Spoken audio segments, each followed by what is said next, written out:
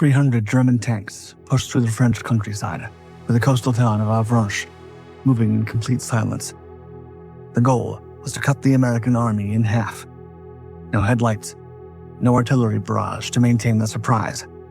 Only the fog and the darkness and the ground trembling under their tracks. Patton's Third Army was already racing east through France, pushing deeper by the hour. Sever its supply lines at the coastal town, and the whole American advance would collapse on itself. The order had come down from Hitler himself. 4 Panzer divisions, among them some of the most battle-hardened SS units in the German army. Men who had fought since the first days in the East. Just after midnight on August 7th, 1944, the column rolled into Mortain, 19 miles from Avranches, and squarely in the path of the advance. They came in, ready for a fight, and found the town all but empty. The Americans had pulled back ahead of them. One SS officer wrote afterward, quote, "Nobody expected our attack. The town was abandoned in panic and fear." But Mortain alone would not get them to Avranches. Rising sharply out of the flat Norman farmland just east of the town was Hill 314, a massive piece of craggy limestone, the highest point for miles in every direction. Every road to Avranches runs directly underneath it. Taking it was not optional. It was a prerequisite for everything else. They did not wait for morning. The battle group from the 2nd SS Panzer Division peeled off from the column and started straight up the slopes of Hill 314 in the dark, boots on rock, certain the hill would fall as easily as the town had. As they climbed, they began to chant, quote, "Heil Hitler, Heil Hitler, Heil Hitler," louder with every step. Near the top of the hill, on his eastern side, sat 20-year-old Lieutenant Robert Weiss, a forward artillery observer. From there, he looked down on the side that mattered most. Every road the German columns needed to reach Avranches. The Bel Air Road, the Gare Road, every junction and bend and field where the armor would have to pass. The men protecting Hill 314 had been there long enough to scrape shallow positions into the limestone, and not much more. Now, around the hill, 700 men of the 2nd Battalion, 120th Infantry Regiment, from the 30th Infantry Division, nicknamed Old Hickory, crouched in their holes and listened to the Germans climbing toward them. Then the west slope erupted. Somewhere along the line, a man lay behind a brand new machine gun, set exactly where it was needed to cover the ground the SS were climbing. He let the first shapes come up out of the dark and pulled the trigger. The gun fired a single burst and jammed in his hands. Germans threw slick grenades as they came, bursting among the holes, throwing rock splinters with every blast. Soon they were in among the foxholes themselves, close enough that the fighting came down to rifles, fired at a few feet, bayonets, men swinging rifle butts at vague shapes. The American line was barely holding on, thanks to G and K Company, which fought back along the slope, rifle to rifle, pushing the SS off the west side. In that noise, just after 1 a.m, 19-year-old Corporal Frank Denius was lying flat on top of his radio, breathing hard. Another forward artillery observer. He knew even the faintest light of his device was enough to draw fire in the dark. Using his body as a shield, he kept working underneath himself, calling coordinates into the set while the fighting went on around him. Beside him, however, Lieutenant Charles Bartz, the man who was supposed to be in command, was coming apart. Instead of giving orders, he stopped answering, pulled down into a foxhole, and stayed there, not without telling Denius he couldn't cope. Without hesitation, Denius took the radio and kept calling. After all, he'd done it before. Only 3 weeks earlier, near Saint-Lô, his own officer had been shot down beside him, and Denius had picked up the most important instrument on the hill. With no way to know if the other side was alive, especially since the hill blocked the signal from one side to the other, Denius and Weiss worked the only way the night allowed, listening. As the area continued to collapse, everything from the engine noise, the grind of tracks, and voices drifting up from the roads, he turned each sound into coordinates and called fire down onto it, correcting by ear as the rounds landed. By dawn, the hill was surrounded. Now, Old Hickory was cut off, with no way out.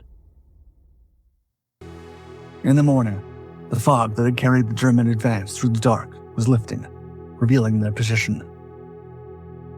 As the roads below finally came into view, the Americans could see countless men and machines moving in the open. Infantry in field gray, marching in column in the August heat. Half-tracks and trucks loaded with troops. Tanks nosed forward between them. They moved as if no one were watching, because as far as they knew, no one was. However, the entire road network around Mortain had been turned into a trap, well before the first German tank even rolled onto it. The day before, when the hill was a radically different place, Weiss and Dennius spent hours looking down on the country spread out beneath them. One by one, they marked every road, junction, and bend where the enemy might soon pass through, creating a grid. Then, they gave each one a reference number and relayed the information to the 105mm howitzer batteries 5 miles to the rear.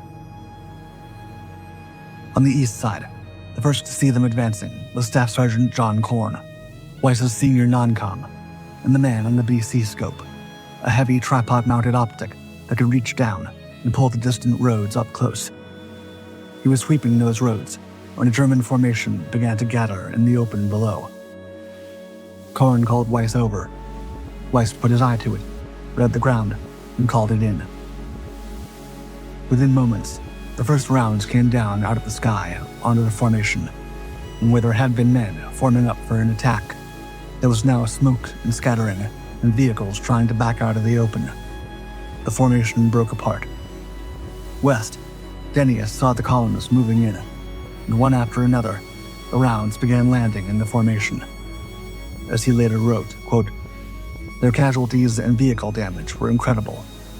A few undamaged vehicles withdrew to the east, loaded with men fleeing from a killing ground." For hours, the Germans had been trying to understand what was happening to them. Every column they formed up came apart before it could move. Every massing of armor caught in the open and torn up by fire that seemed to know where they would be before they did. By mid-afternoon, the plan was coming apart. Every time they massed on the roads, the shells found them before they could move. Then it hit them. Guns 5 miles back don't find formations that fast on their own. The limestone crag they could not take was not a defensive position. It was the eyes of the entire American artillery, and it could see everything. 300 tanks, 4 divisions, the whole weight of Hitler's counterattack. None of it could move.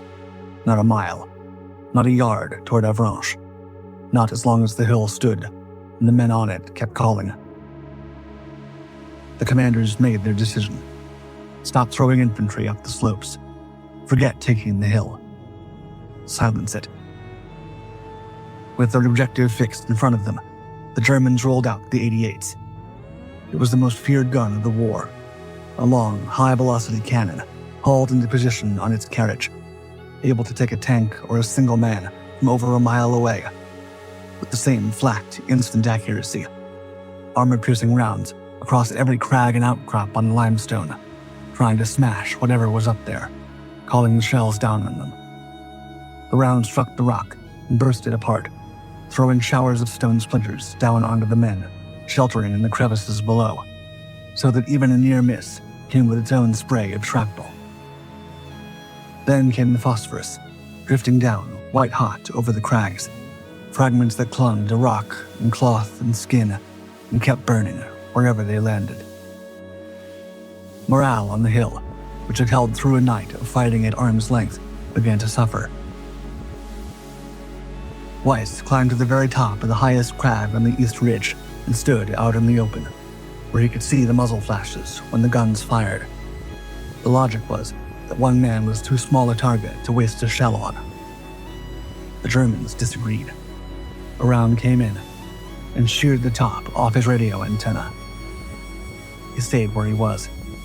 He found the guns by their flashes and called them in, one position at a time, until some of them went quiet.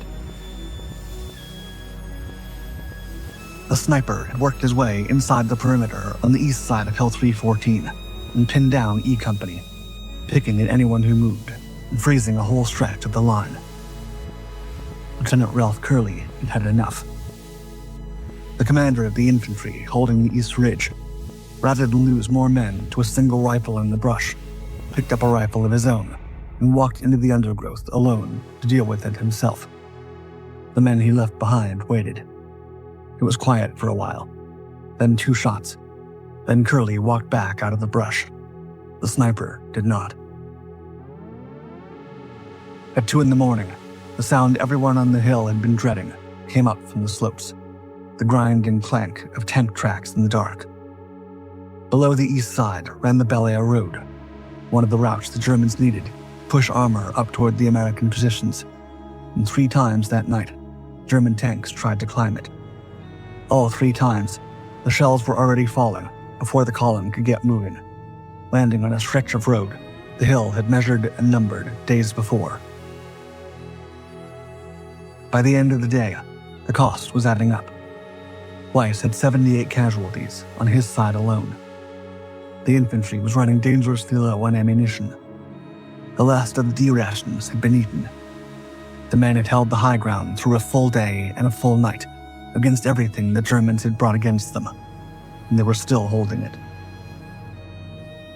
But down in the radio foxholes, the batteries were dying. And a dead radio meant no fire missions, which meant the Germans moving freely on every road below. The fix was almost absurd.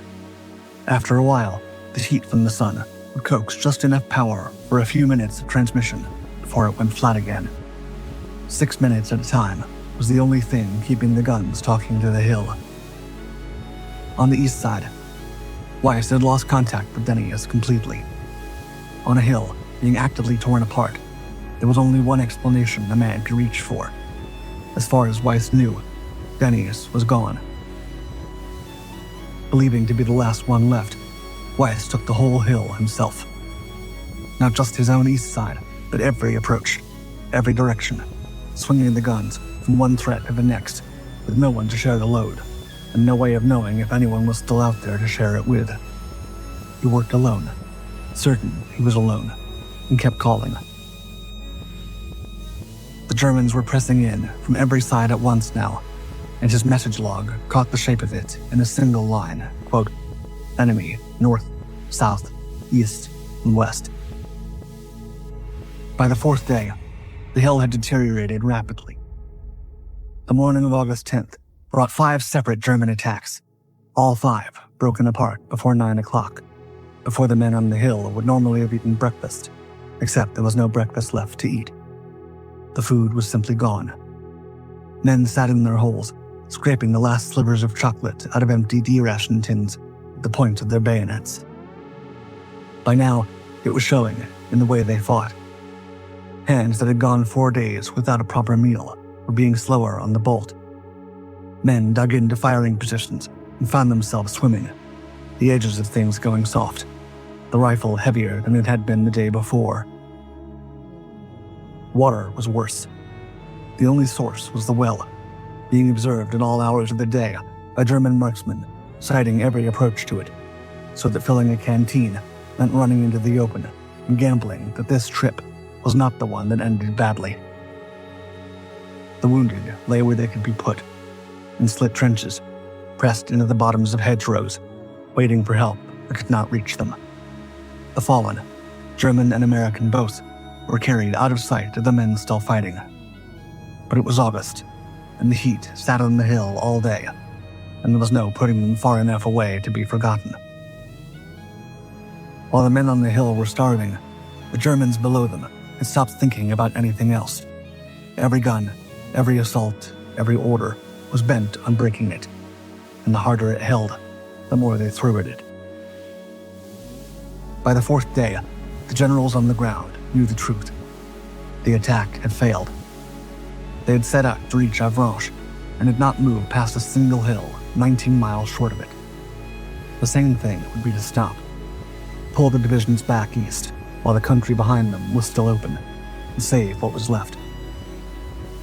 The order that came back from Hitler said the opposite. Keep attacking. Send more. So they did. They fed fresh armor into a fight that was already lost, and to find the men for it, they reached back and pulled out nearly the last division standing and sent it forward toward the hill.